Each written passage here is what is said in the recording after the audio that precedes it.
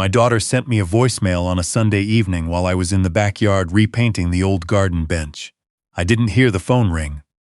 By the time I came inside, hands still sticky with white paint, it was almost dark. I pressed play. "Dad, Noel and I have been talking. We just feel like things have been a little overwhelming lately. You come by a lot. We love you, we do, but we need our space. We're trying to build our own family routines. I think it's better if we keep visits to scheduled times. Like, don't just stop by anymore, okay? We need room to breathe." I listened to it twice. Then I set the phone face down on the kitchen counter and stood there looking at the window above the sink. The neighbor's maple tree was just starting to turn orange. I could see it clearly from where I stood. Room to breathe. I had been over there 3 times in the past 2 weeks. Once to drop off the rain jacket my grandson had left at my house. Once because my daughter had asked me to look at a leak under their bathroom sink. And once, I'll admit, just to see them. Just to sit at their table for 40 minutes and drink bad coffee and watch my grandson eat cereal. I thought about calling her back. I decided against it. I thought about texting. Decided against that too. I went upstairs, washed the paint off my hands and went to bed early. The next morning I made coffee, sat at the table, and did some arithmetic.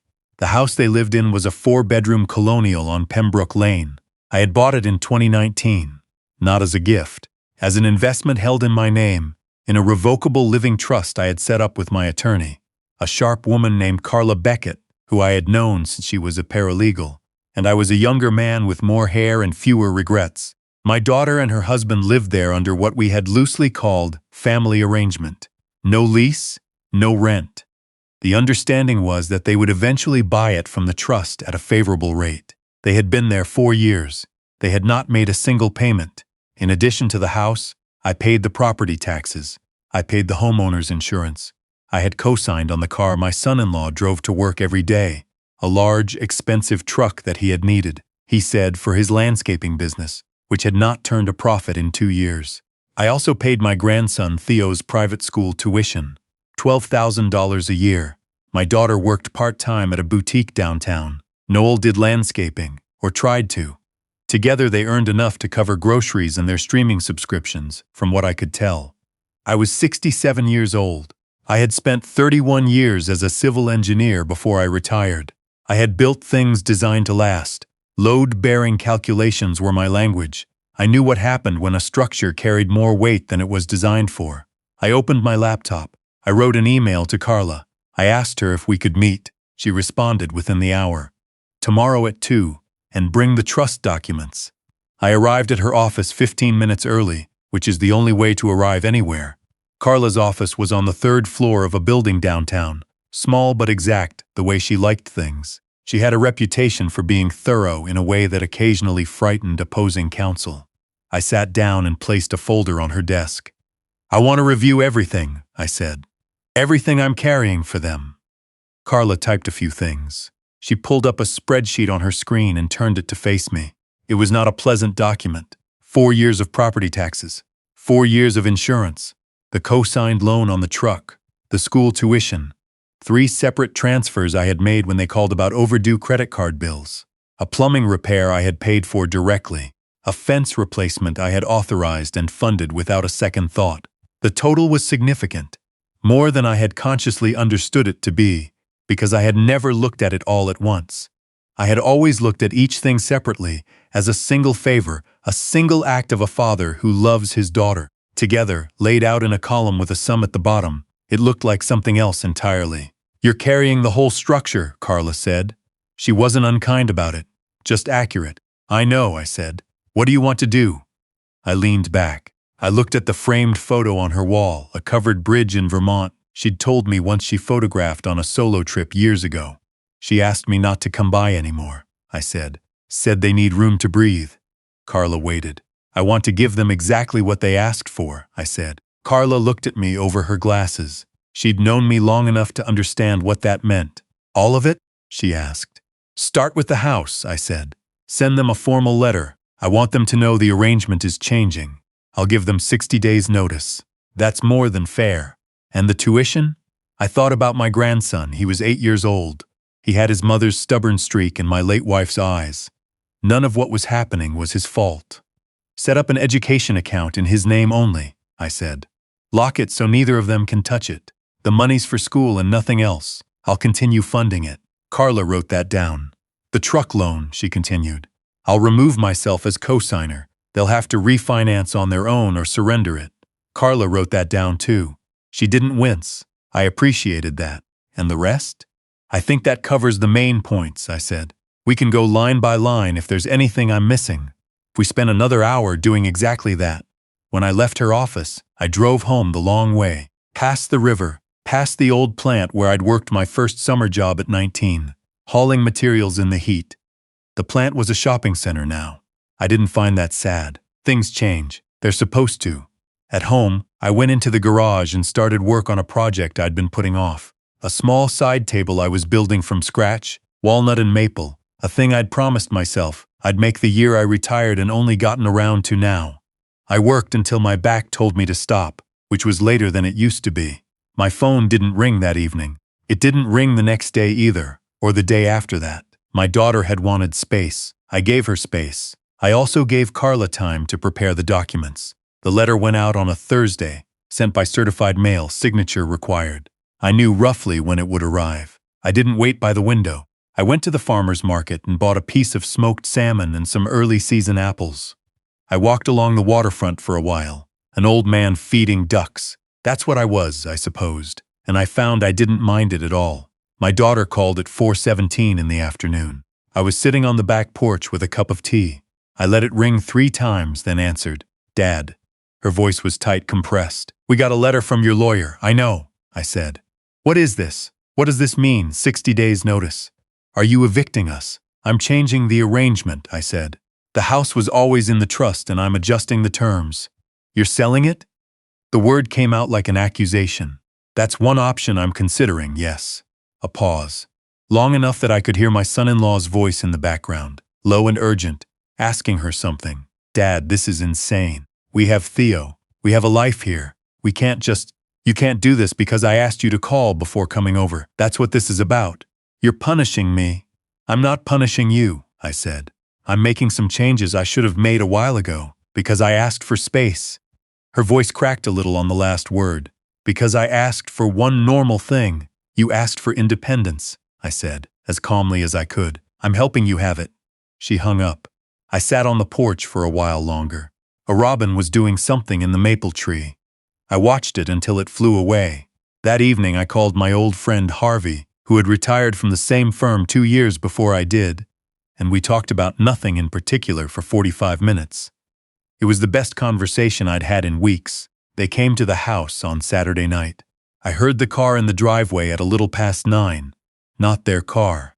A rental, I found out later, because the truck had already been flagged by the bank when Noel tried to refinance on his own and couldn't qualify. I opened the door before they knocked. My daughter looked like she hadn't slept. She was still beautiful, like her mother had been, but there were shadows under her eyes, and her hair was pulled back in a way she only did when she was at her worst. Noel stood half a step behind her, arms crossed, jaw set in that particular way he had when he was preparing to negotiate something he didn't understand. They came inside. I didn't offer coffee. "You need to undo this," Noel said before he'd even sat down. "You have no right." "I have every right," I said without heat. "The house is in my trust. I'm the trustee. We've been living there for 4 years. We have occupancy rights." Our lawyer said, "Your lawyer is wrong," I said. "You're welcome to file something if you'd like. Carla will respond accordingly." My daughter put her hand on Noel's arm. "A small gesture, automatic, even now," she said. "Please, just tell us what you want. Do you want an apology?" "Fine, I'm sorry. I shouldn't have left that voicemail. I was stressed and I said it wrong. But this," she gestured vaguely at the air between us, "meaning the letter, meaning all of it. This is too much. Theo is in the middle of 3rd grade. He loves his school. He loves his friends. You want to blow up his whole life because I hurt your feelings?" I looked at my daughter for a long moment. I thought about the night I drove her to the hospital when she was 12 and had broken her arm falling from a tree she'd been explicitly told not to climb. How she'd held my hand in the emergency room and not cried once because she didn't want me to worry. That was the girl I raised. I thought about who she'd become in the years since she'd married Noel. Slowly, the way erosion happens. not all at once. Theo's education is protected, I said. I've set aside every dollar he needs through high school and into college. Neither of you can access it. It goes directly to whatever school he attends. She blinked. That had surprised her. As for the house, I said, 60 days is 60 days. I'd suggest you spend the time looking at apartments. There are good ones in the Morningside district for a reasonable price. You and Noel both have incomes. It will be different than what you're used to. It will not be impossible. You're really doing this, she said softly. I should have done it 2 years ago, I said. Maybe 3. If I had, you'd already know how to stand on your own and you wouldn't be sitting here terrified of it. Noel started to say something. I looked at him, and whatever he saw in my face made him stop. I think you should go, I said. You have some planning to do, and so do I. My daughter stood up slowly. She picked up her bag from the floor. She looked at me the way she used to look at math homework she couldn't solve, like she was hoping the answer would just appear. It didn't. They left. The door closed behind them, and this time the silence in the house felt like solid ground. I stood in the kitchen and looked out at the dark yard. The garden bench I'd repainted was barely visible, white against the shadows. I wasn't angry. That was the thing I noticed most. I was tired in the way you're tired after finishing a long project. The kind of tired that has completion in it. I called Carla in the morning. I told her to move forward. The weeks that followed were quieter than I expected. My daughter didn't call again. Noel didn't call. My phone had maybe 4 conversations a week, all with people I actually wanted to talk to. I finished the side table. Walnut and maple, exactly as I'd planned. It was a good piece of work. I walked in the mornings. I cooked real meals. I slept without that low-level static I hadn't even noticed until it was gone. That hum of low-grade anxiety that had been the background noise of my life for years. The constant low awareness that something was about to need fixing, that someone was about to call. The silence felt like the first clean week of spring. 43 days after the letter was served, I received a call from a number I didn't recognize. I almost didn't answer. "This is Kurt Waverly," the voice said. "I'm representing Audra and Noel Waverly." My daughter had married a Waverly. I was a Waverly. I mention this only because hearing the attorney say the name out loud, our shared name, his name, was strange, in a way I hadn't anticipated. "I'm listening," I said. "My clients are prepared to contest the notice on the basis of constructive trust and reasonable expectation of continued occupancy. They have documentation showing." "Mr. Waverly," I said, "Carla Beckett is my attorney. I'll give you her number. The two of you can work through the details." "I'd like to try to resolve this without litigation," he said. "My clients are willing to discuss terms." "Then discuss them with Carla," I said. "That's what she's there for." He paused. "Would you at least be open to a meeting? All parties?" I thought about it. "Yes," I said, "one meeting, Carla's office, next week." They looked terrible. That was my first thought when I walked into Carla's conference room and saw my daughter and Noel sitting on the far side of the table. My daughter was wearing a blazer I recognized, the navy one she'd bought for a job interview 2 years ago. She looked like she was trying very hard to appear competent. Noel was wearing a collared shirt that didn't quite fit right at the shoulders. Their attorney, a young man who seemed earnest, had a notepad and the expression of someone who had recently learned the details of a case he found more complicated than expected. Carla sat beside me, unhurried, a single folder on the table in front of her. "Before we discuss anything else," Carla said, opening the folder, "I'd like to table some numbers." She did. 4 years of property expenses, every line item, beginning to end. The total sat at the bottom of the page in a font that made it look larger than it already was. Noel's attorney looked at the paper. He looked at Noel. He had not known the number was that large. That much was clear. "These were gifts," my daughter said. Her voice was steady, but her hands in her lap were not. "You said they were gifts." "Some of them," I said. "The mortgage assistance, the insurance, the taxes, yes, those were given freely. But the kitchen renovation." I looked at Carla. Carla produced a second document. "In March of 2022, a transfer of $32,000 was made from my client's personal savings to the joint account held by Mr. and Mrs. Waverly. The memo notation reads home improvement, repayment expected. There is a signed acknowledgement." My daughter looked at the paper. She looked at Noel. "We forgot," she said quietly. "You forgot $32,000, Carla said. She didn't say it unkindly. She didn't need to. Noel's attorney leaned in and had a brief, whispered exchange with his clients. Then he straightened. My clients are willing to vacate voluntarily, he said, in exchange for a waiver of the outstanding loan. Carla looked at me. I nodded once. My client is prepared to forgive the $32,000, waive any claim for retrospective rent, and released both parties from further financial obligation, Carla said. In exchange, the property is vacated within 14 days. Keys left on the kitchen counter. Property in clean condition. Any damage is deducted from the deposit held in escrow. 14 days, Noel said. That's better than litigation, Carla finished. She said it pleasantly. There was a long quiet. My daughter looked at me. I looked back at her. I tried to say with my expression what I couldn't say in a conference room full of attorneys, that I loved her, that this was not hatred dressed up as paperwork, that I believed she was capable of something more than what she'd let herself become. I don't know if she heard it. She reached for the pen. She signed. Noel signed a second later, without reading it, which told me something about both of them.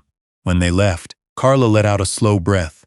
You know, the retrospective rent argument probably would have gotten thrown out, she said. No written lease. I know, I said, but they didn't know that. She smiled, just slightly. No, they didn't.